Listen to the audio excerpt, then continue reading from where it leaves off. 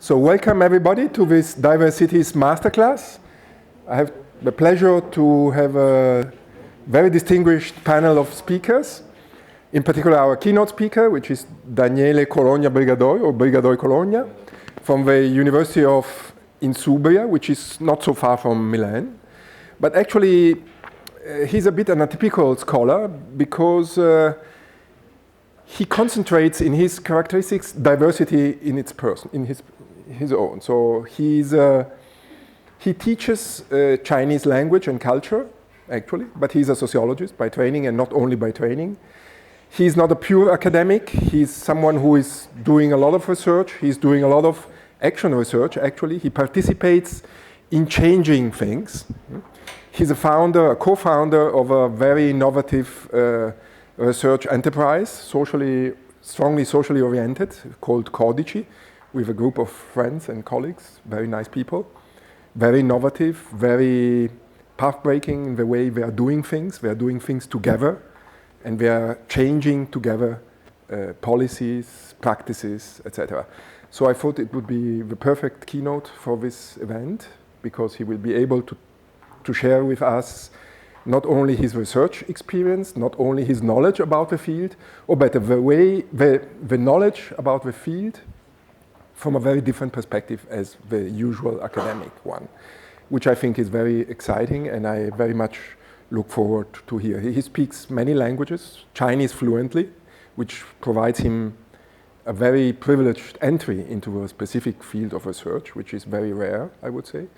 But he speaks German, perfect, English, French, Italian, and I don't know many other languages as well.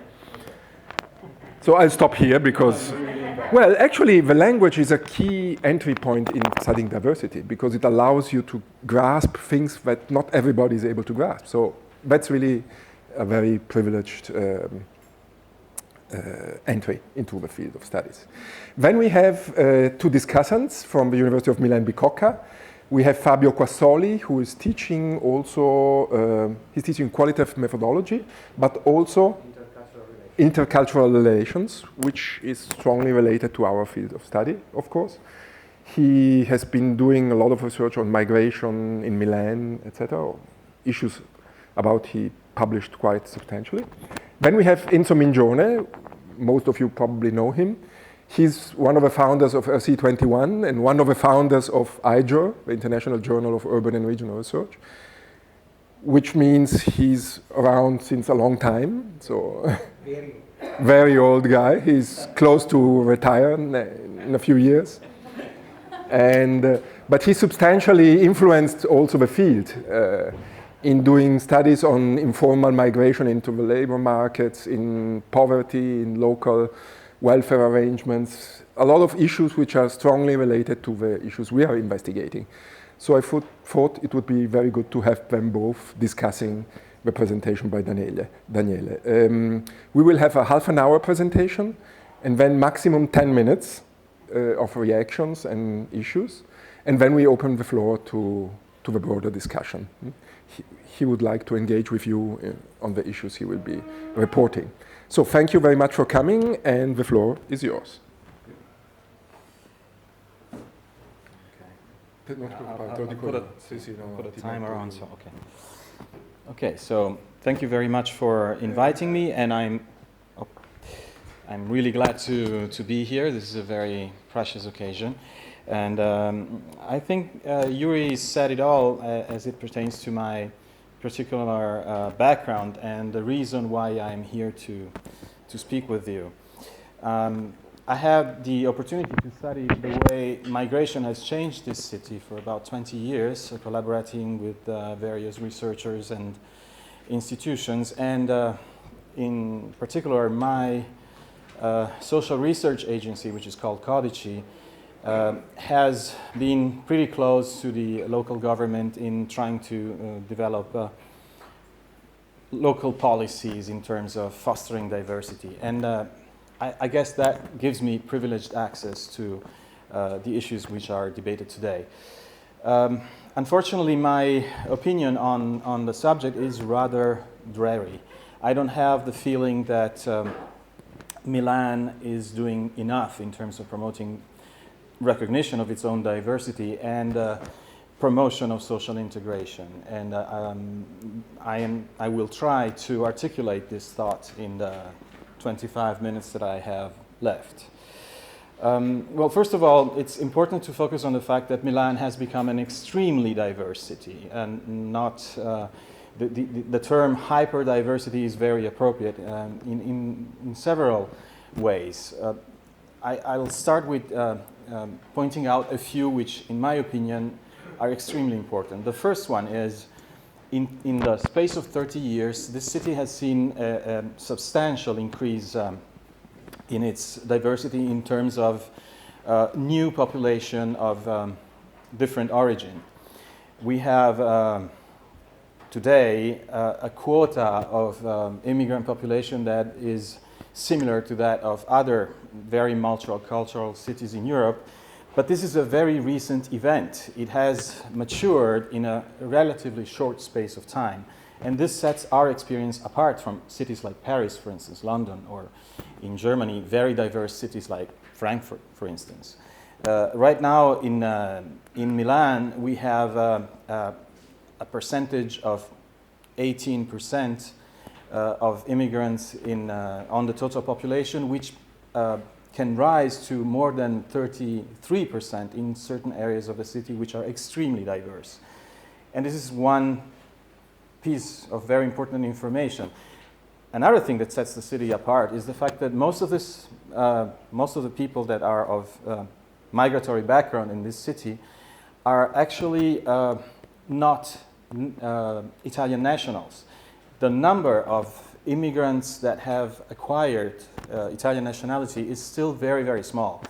This is a huge difference with other cities in Europe that have a longer experience in integrating migrants and that have also dealt mostly with a component of their social and cultural diversity that is made up by people that have the same nationality as the rest of the population. So when we think of London, or when we think of Paris, for instance, we think about cities that have a very strong percentage of people that are immigrants of foreign nationality, but there is an even greater population that is of foreign origin, that has seen migration background within the last 2 generations. So this is one thing that sets Milan apart. We don't have that yet. We have a very small percentage of the foreign-born population, or the population of foreign origin, which are Italians.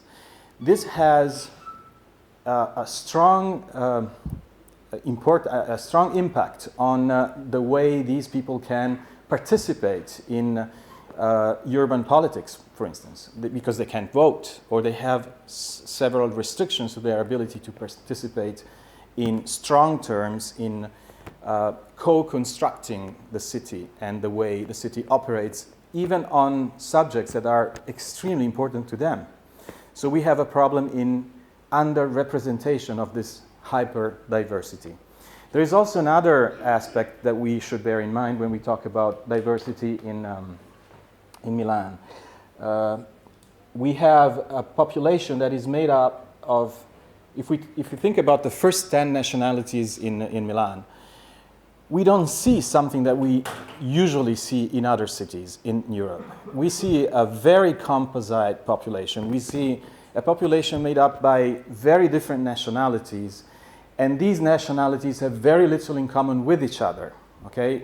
Once again, if I compare Milan to places like London, Paris, or Rotterdam or Amsterdam, we have in our first top 10 of ranking of migrant populations, we have people that come from Asia, from Africa, from Eastern Europe, in amounts that make it impossible to say that Milan is a mostly Asian city, or a mostly African city, or a mostly Eastern European city. The various groups balance each other out in significant ways.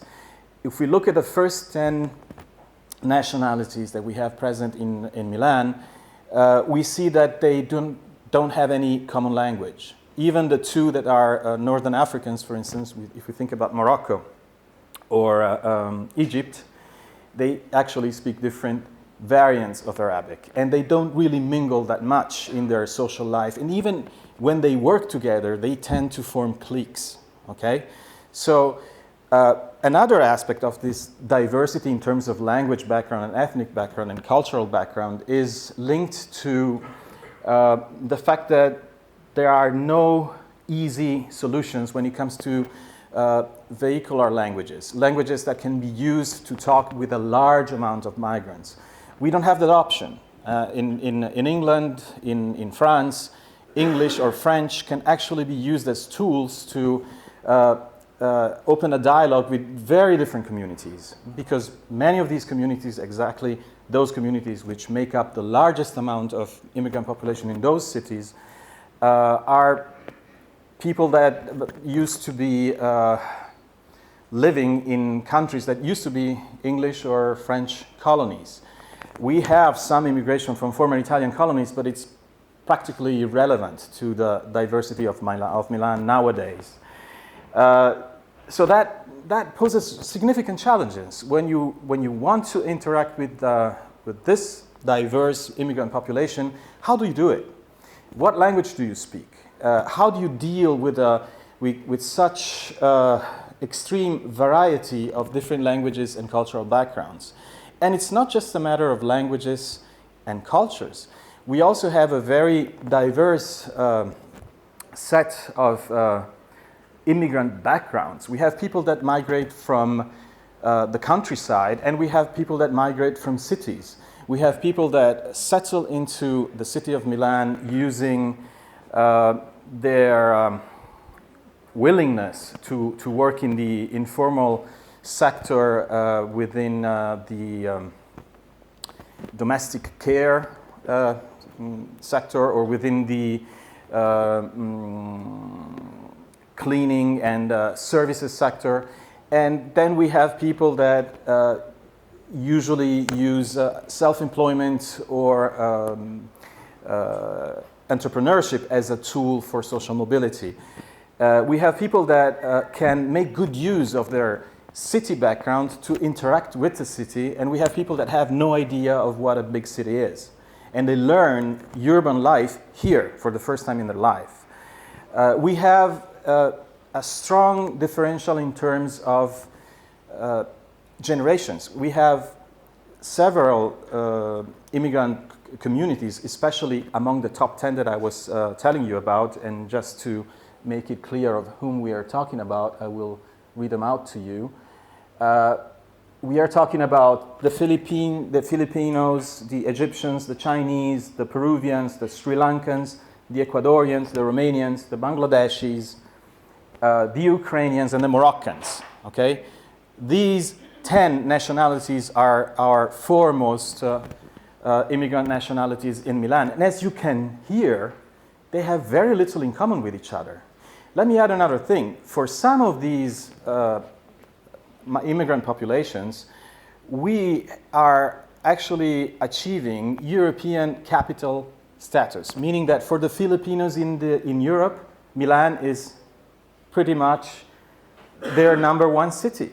Okay? This is the city where they are more numerous. Okay? Not just in Italy, in the whole of Europe. If we look at Egyptians, it's the same thing. If we look at the Chinese, it's the same thing. Now, let me be clear about this. I'm talking about Chinese that are still keeping in their pockets their Republic of China passport. I'm not talking about people that are of Chinese descent. You have many more of those in France and in the UK. But those are British citizens and French citizens. I'm talking about PRC citizens. In that sense, Italy is the capital of Chinese PRC citizens in Europe. Milan is the city where they are more numerous, where they have the largest impact. And we can go on and see that the same thing pertains to Peruvians, Sri Lankans, and Ecuadorians. In Italy and in Europe, well, I'm not so sure about Peruvians and Ecuadorians nowadays. If we make a comparison with Madrid, it would be interesting, or Barcelona. But I think it's a tie. We're very close, okay? What I'm saying is, for all these migrant population, Milan is not just one place among others. It's pretty much the place they are most invested in terms of life-changing decisions, in terms of bringing their whole families over to start a new life.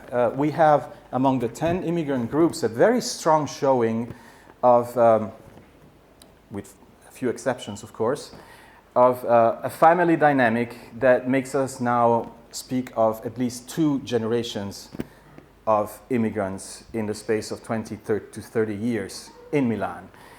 And this, of course, is also an element of diversity. We have a growing number of minors in this city that have been born in Italy or have been born in Milan. Their life experience and their life expectations are completely different from those of their parents, or would like to be seen as completely different. You know, there is a lot of negotiating going on among them and their own parents, for instance, in this respect. This adds to the complexity of the whole.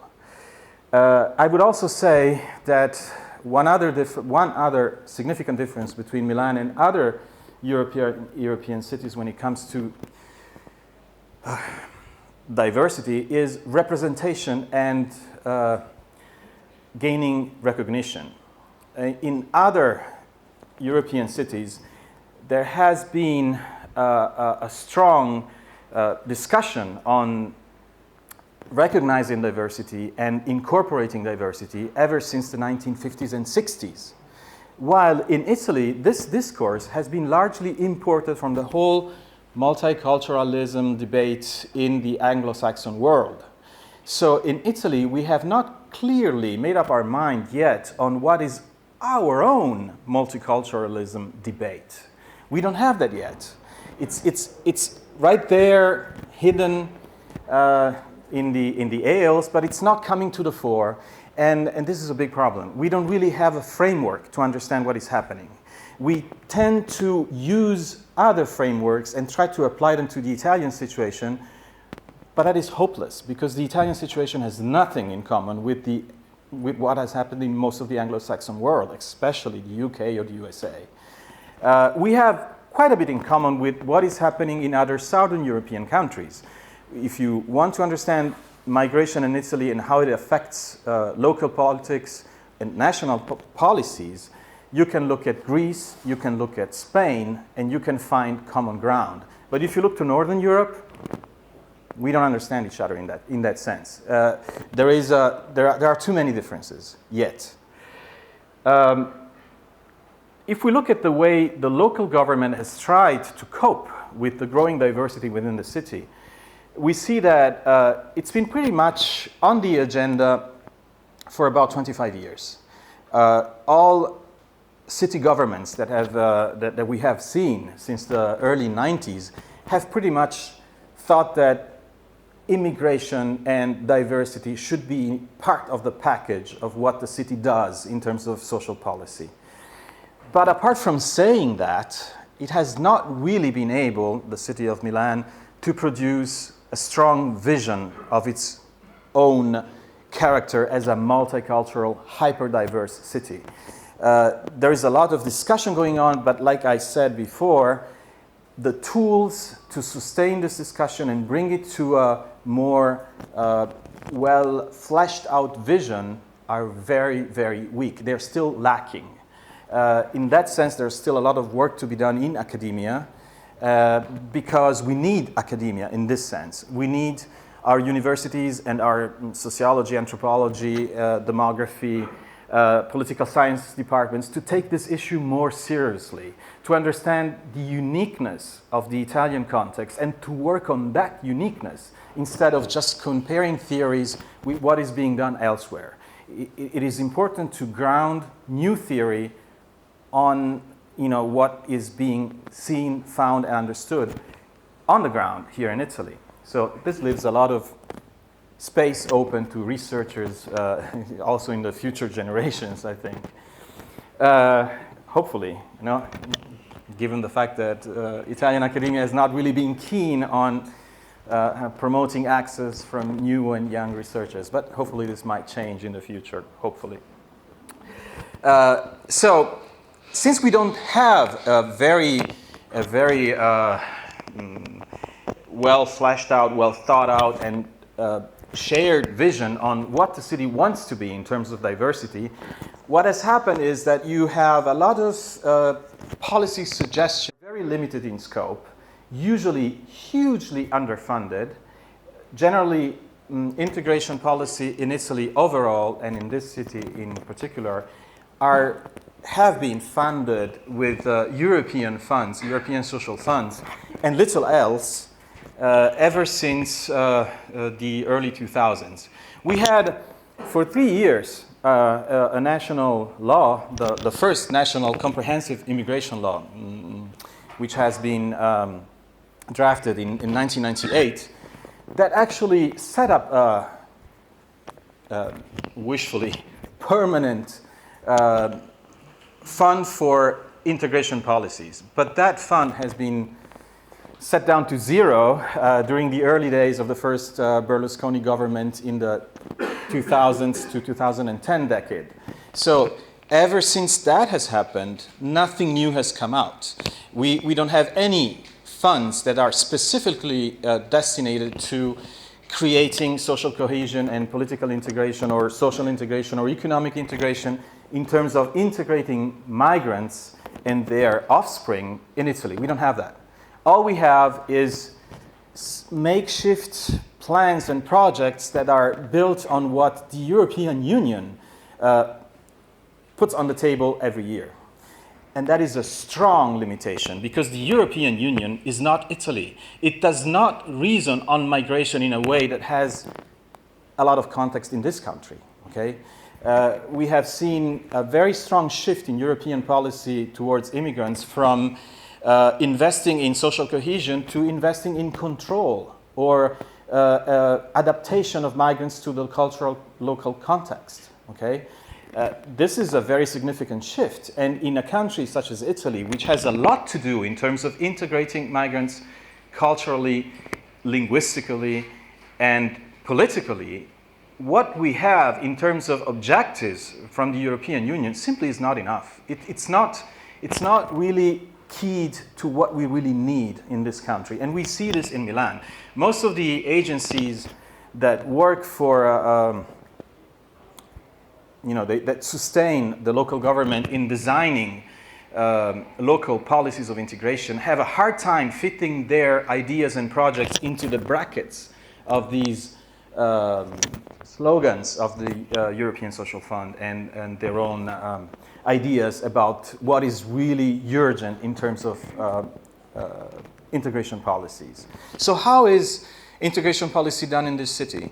Well, since it's underfunded or not funded at all, and the city itself has seen a continuous shrinking of the base that it can devote to social policies, basically we are building up our home, our common home, with a bunch of sticks and some rope.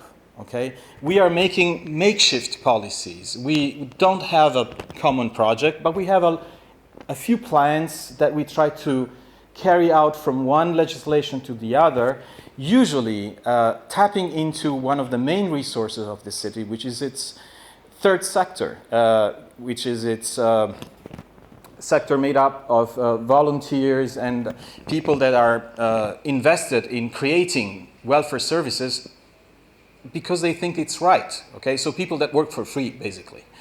And of course, this is no real tool of social policy. Okay, the third sector cannot do what the state sector doesn't do. Okay, it can only have an ancillary role, but this ancillary role in this city has become the mainstay of integration policy. Let's make an example.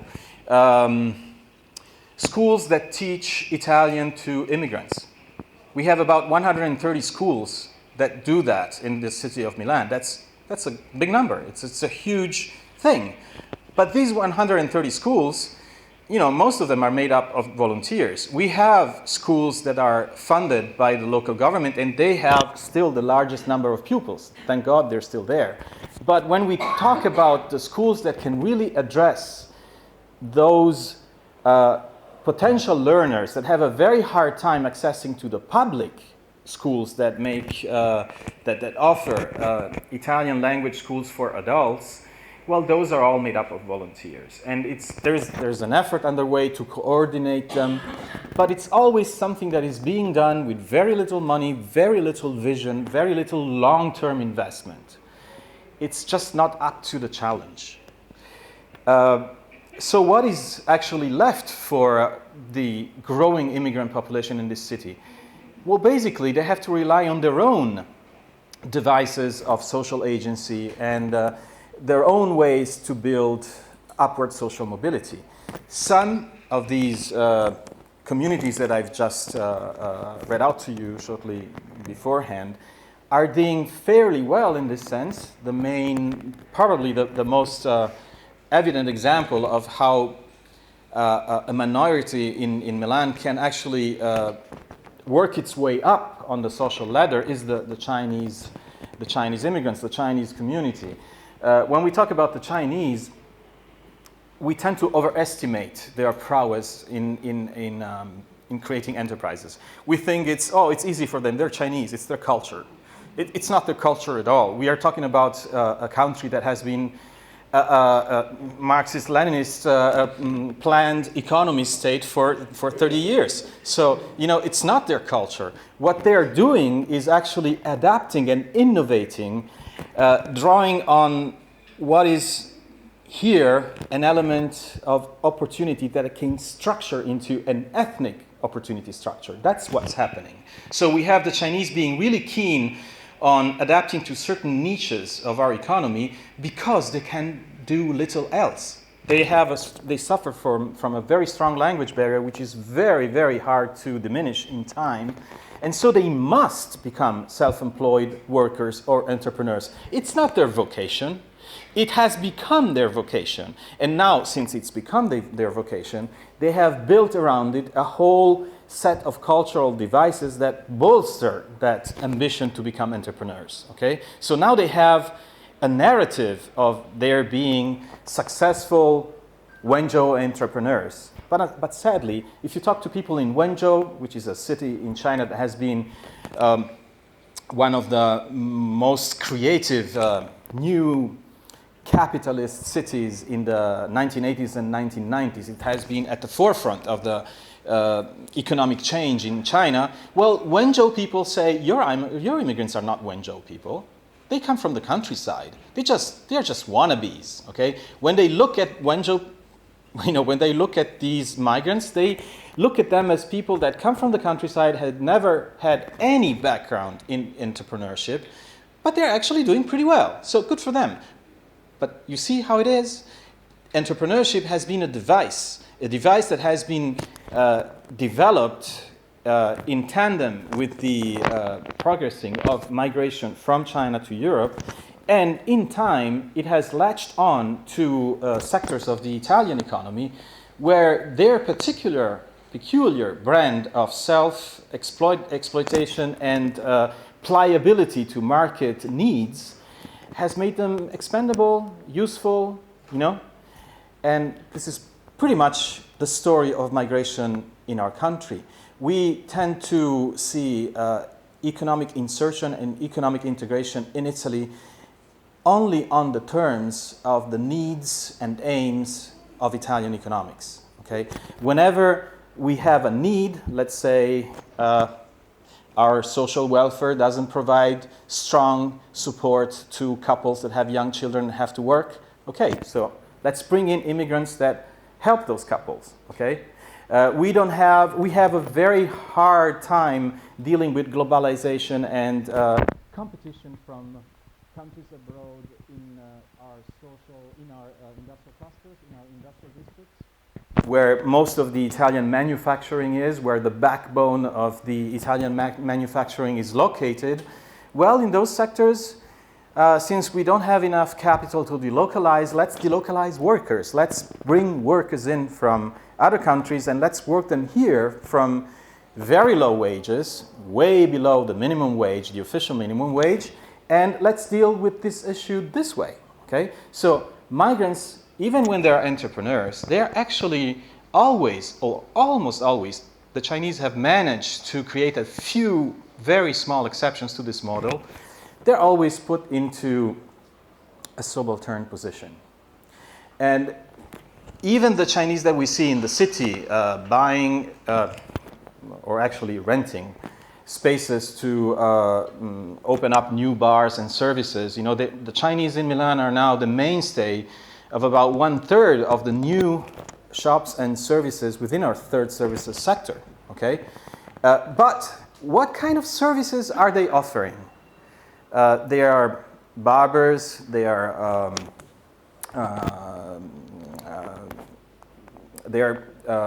you know, they offer mini markets that have very cheap food stuff. They offer clothes at very, very low prices. What they're actually doing is replacing Italians in sectors that have deemed by Italians to be non-lucrative.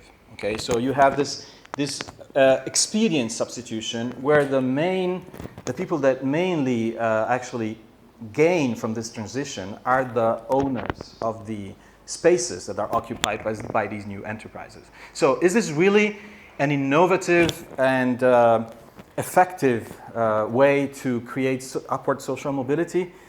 My own perception is that it is not. It is an adaptation to a situation that is very, very, actually it's pretty damaging to the people that take those investments. Those that survive within this environment do so at very high cost. They do so, they manage to stay within these sectors because they exploit themselves and their own family members to the utmost. They work overtime, they work all the time, and they watch every penny. So is this a way to create social mobility? Is this a way to foster integration within the city? Well, maybe.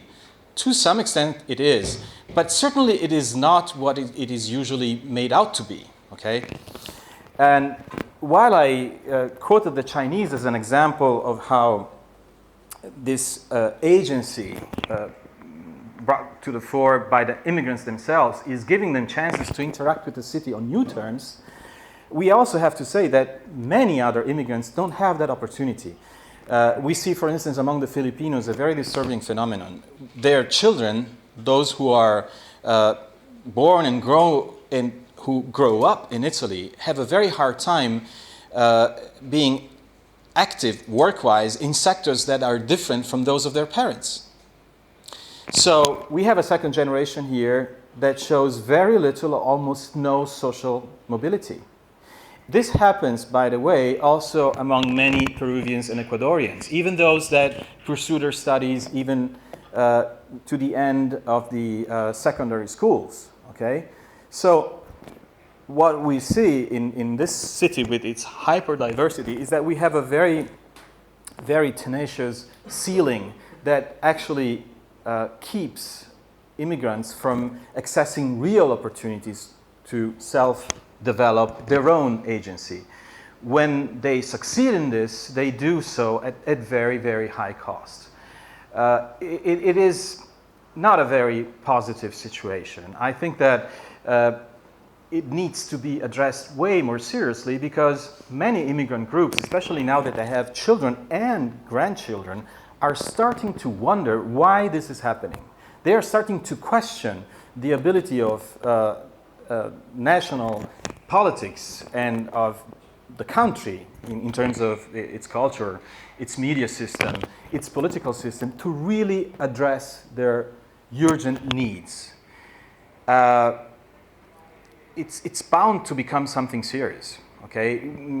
We are talking about a very strong component of our workforce. When we talk about immigrants who are residents in Milan, we talk about 18, 19, maybe 20%, if we talk about 2016% of resident population. But when we talk about the workforce in Italian society and in Milan in particular, we probably talk about 30% of the workforce. So having 30% of the workforce that is of non-Italian nationality and has grievances, ever stronger grievances towards the way the local and the national government treats them, it's not very wise, I would say. It's not a very wise thing, especially these days. Okay, thank you very much for listening.